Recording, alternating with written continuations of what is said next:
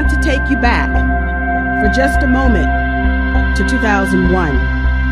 Republicans had just stolen the U.S. presidency, taking office against the will of U.S. voters in the 2000 election. And as a member of Congress, I investigated that. I was the only member of Congress to do so.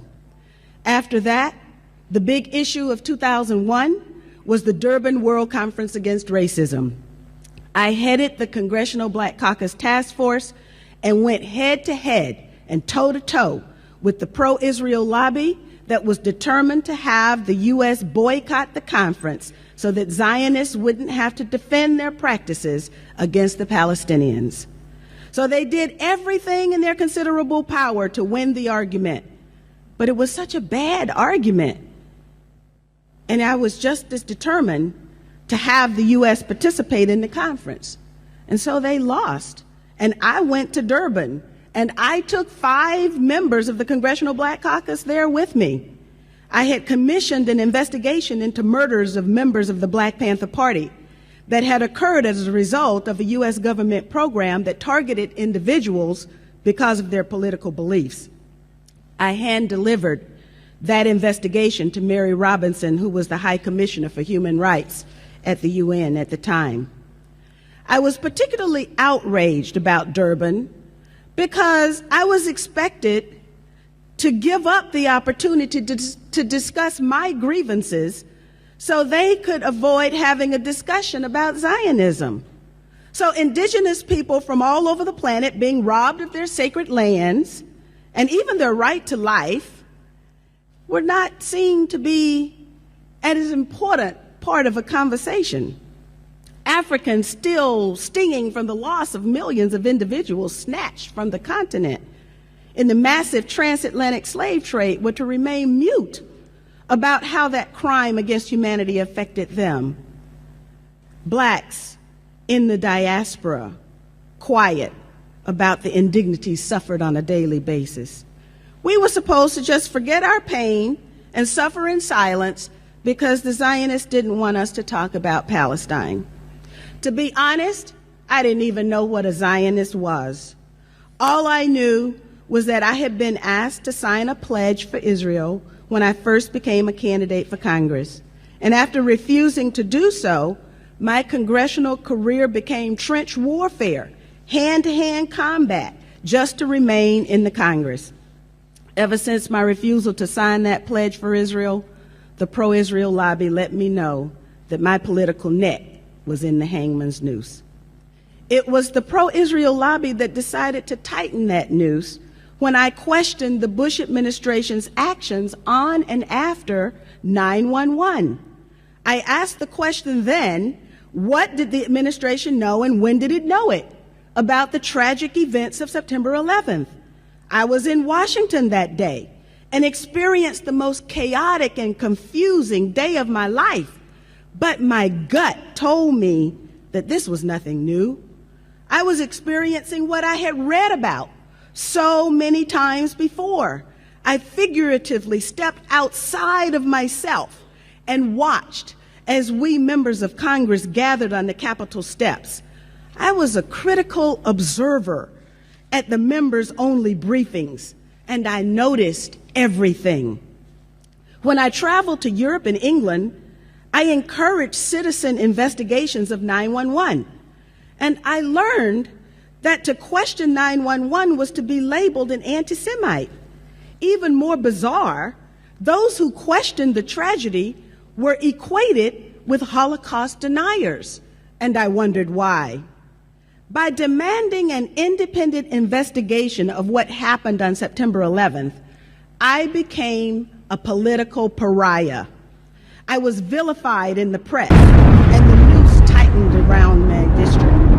The pro-Israel lobby found someone to run against me, gave her over $1 million for her campaign, and then managed to make the election turn out the wrong way for me. Needless to say, I know now what a Zionist is.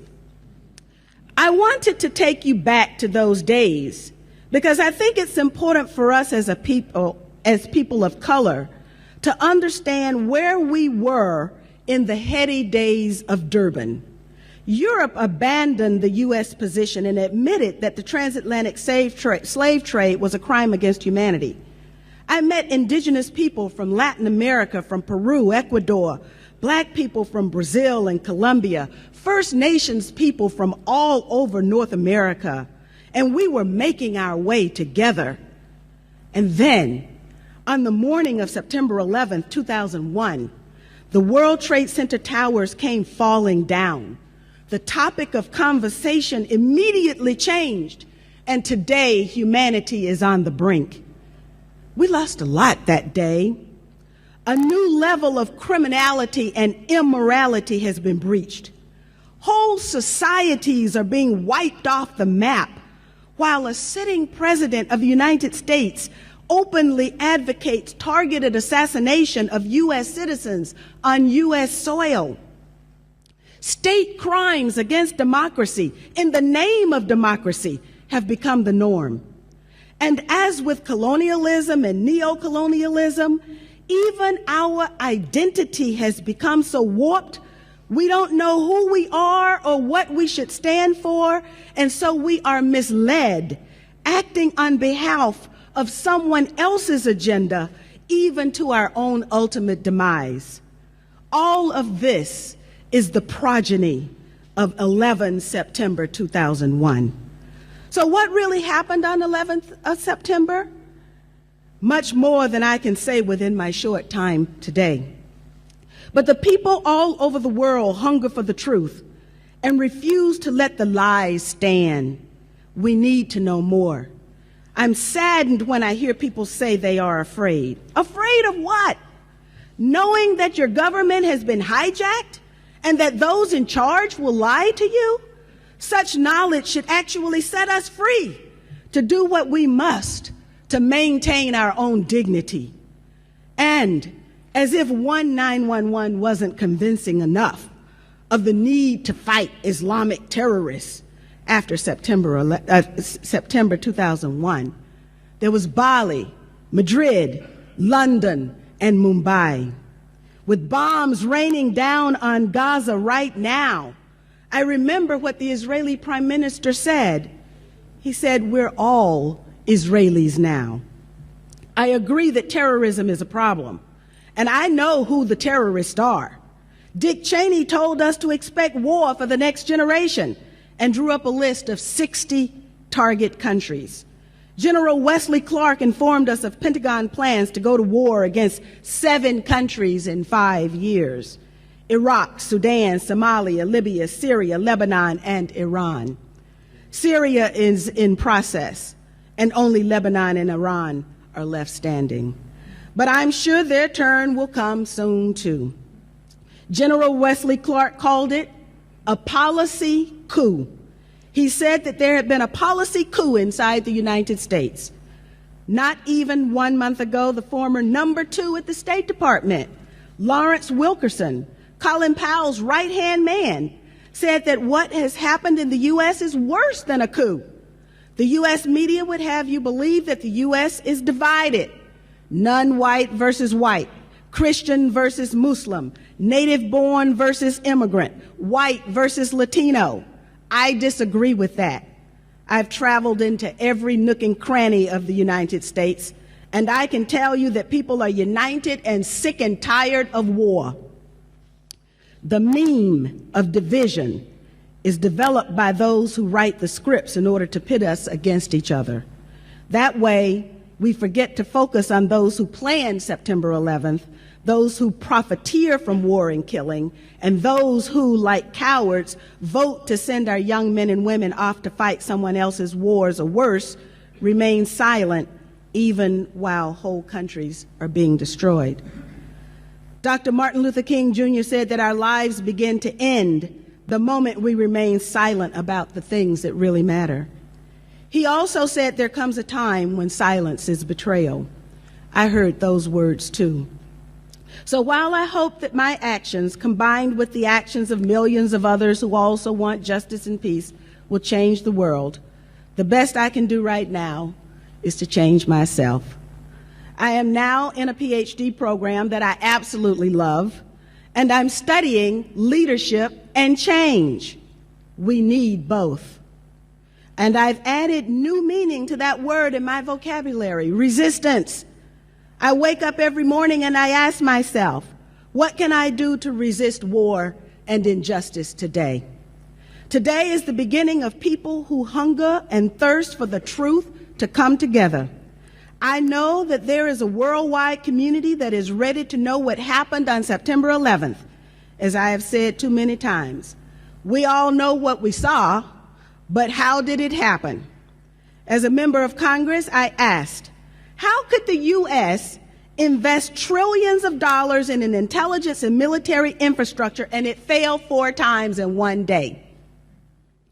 As a black person, I knew that the Bush administration explanation of the U.S. being hit because we were free couldn't hold water because an election had just been stolen and the people of the United States weren't free.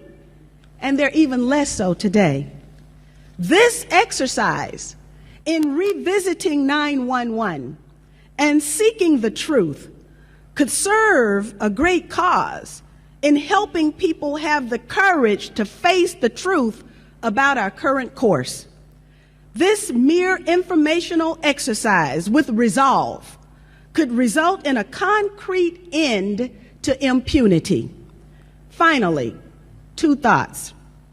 1, we need people with a moral compass in public office today. We need people willing to resist injustice and war in public office. Members of the Bush administration committed crimes against the American people, as well as international crimes, some of which have no statute of limitations. That continues under President Obama.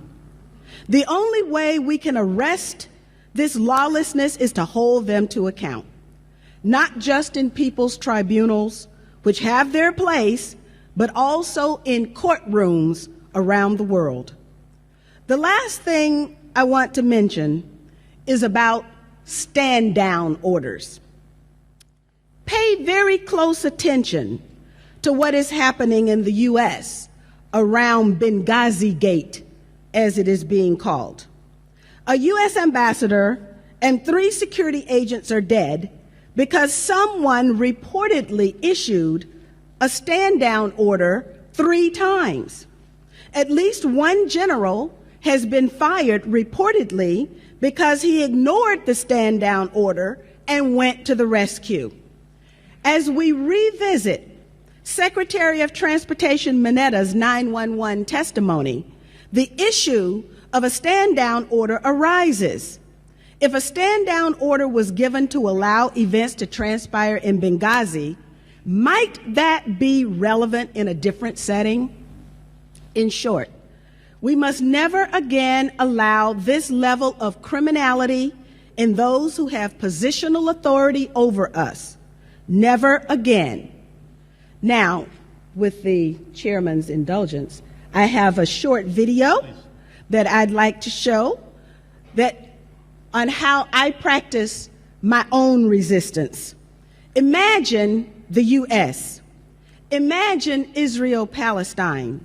Imagine Libya, Somalia, Yemen, and Pakistan.